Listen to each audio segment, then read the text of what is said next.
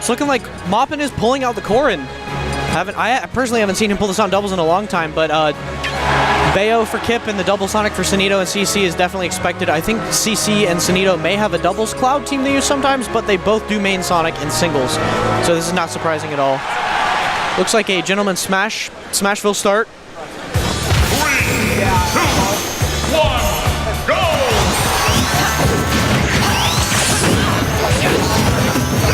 It's already starting like a little kerfuffle. Trying to poke around to see what each other's doing, but wow, that was the first hit on any of the Sonics. Those Sonics just went straight in, took like 50% off of each before any of them got hit. Definitely shows that these two players are very high caliber players, know what they're doing.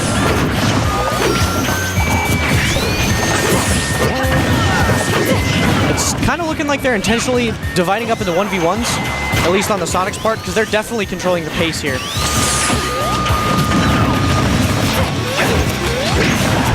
I like the Drake and Josh tags. That's pretty great. I can't lie. Oh, and Kip with the raw heel slide, just getting him thrown off stage, putting more pressure on Korin because of it. Nice little combo between them. Good punish on that Bayo. I like that.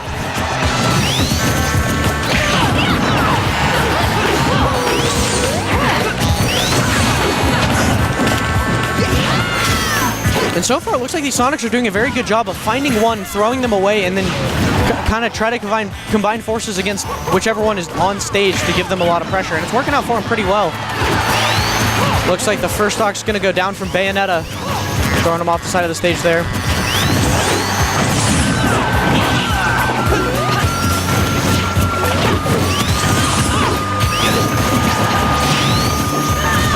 Another back throw kill from... I can't figure out which Sonic's which, Drake or Josh. It's gonna bug me a little bit. But anyway, Sonido is Drake. Okay, Sonido is Drake and CC is Josh. That's good to know. Kip with the heel slide, it connected, but the second kick didn't quite make it to Drake or to Sonido. Punishing that pin. Pin was a little bit unsafe there, but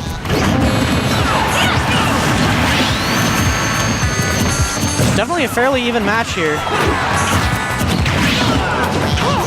Only about a 1 stock deficit, and the 1 stock that's up has a lot of percent tacked onto it. But Kip does have a lot of percent on him. Can he take him off the top? Ooh, not quite.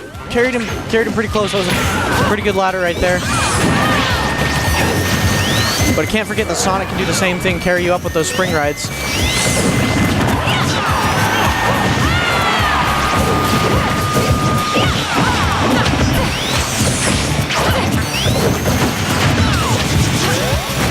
Oh, great SDI out of that forward smash. That could have taken the stock very easily if he didn't get out of that.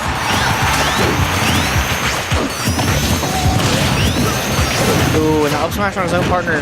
Wasn't nearly a kill percent, but still kind of unfortunate. These Sonics are definitely going for these corner traps. They want this Korin and Bayonetta in as far disadvantage, as far out of stage control as possible, because these characters both, they definitely know this, that Bayonetta and Korin do so much when they have stage control. Korin has these huge disjoints and pin, and Korin can convert into some serious Bayonetta combos if they have enough room to do so. But if these Sonics with their speed and their burst range can keep them out of having that stage control, it's very hard for them to capitalize on their strengths. And it looks like they know this very well, and they're doing a very good job of keeping them in positions where they can't really capitalize on that.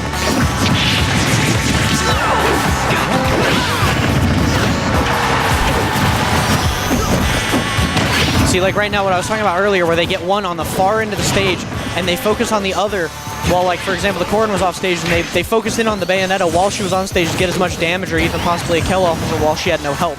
That's really smart, using their speed to be able to just go from one end to pressure one, get them off stage, and both converge on the other. I think that's a very good strategy for the Sonic combo, and it's working out very well for them. 3 stocks to 2. Korin sitting at a very high 171%. And any stray hit could really just do some damage. But at the same time, Rage Korin's very scary. That down throw almost killing with the proper DI.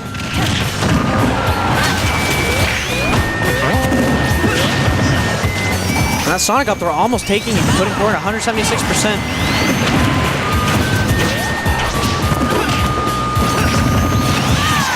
Oh, and the forward smash trying to hit the Sonic, but hits Bayo, almost kills her.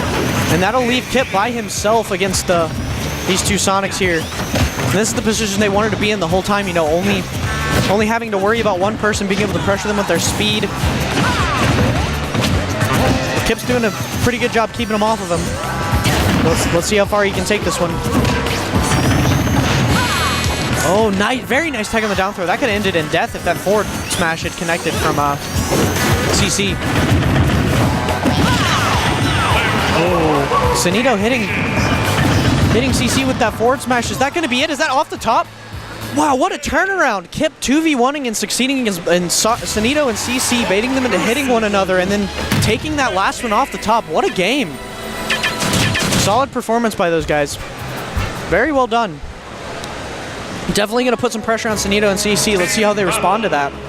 But at the same time, the game was close enough to where, you know, it wouldn't warrant any huge changes in their character selection or their strategy, because what they were doing was definitely working for most of the game. Just a couple mess-ups that Kip could really capitalize on really changed the game here. So I would assume that it's going to be the same characters, maybe a different stage. Different stage would be pretty likely. But I doubt much is going to change as far as gameplay and their strategies, at least on Sonido and CC's end, because they were doing a fantastic job controlling the pace. Let's see if MopN and Kip can do a little bit to change the pace themselves and maybe have a little bit more of an advantage. Oh, and they're going straight back to Smashville, too. I guess they felt like they were doing good enough there that they don't need to change stages, and honestly, I have to agree with them.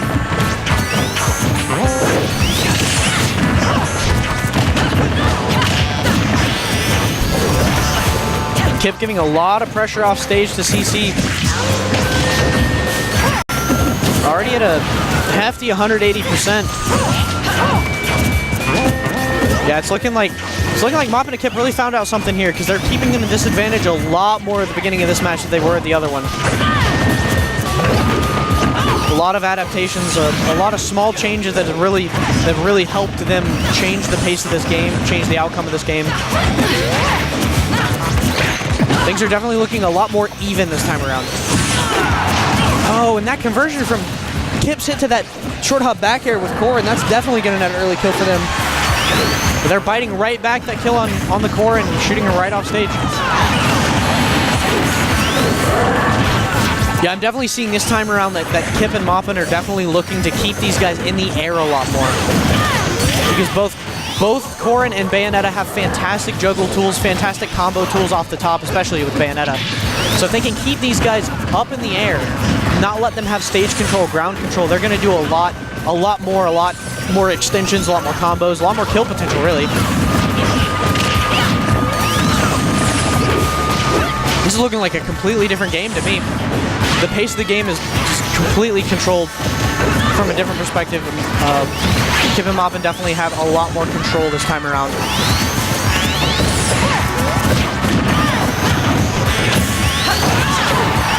Oh, and just straight calling out that charged spin dash with that down tilted forward smash. That perfect tipper just going to take that stock right away. That was a very fantastic read.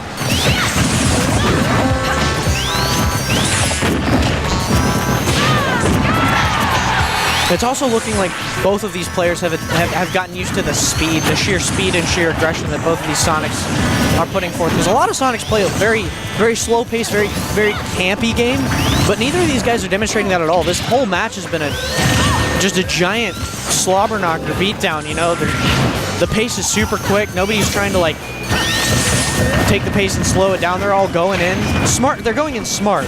Don't get me wrong. But it's a very fast-paced game. And I'm not quite sure that they were expecting that at first. I don't think I would against the Sonic in most cases.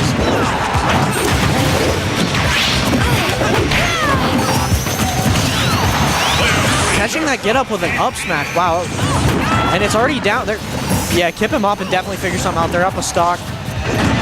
Kip is doing a fantastic job stock tanking. He's on his second stock, 64%. And they're down to the last Sonic.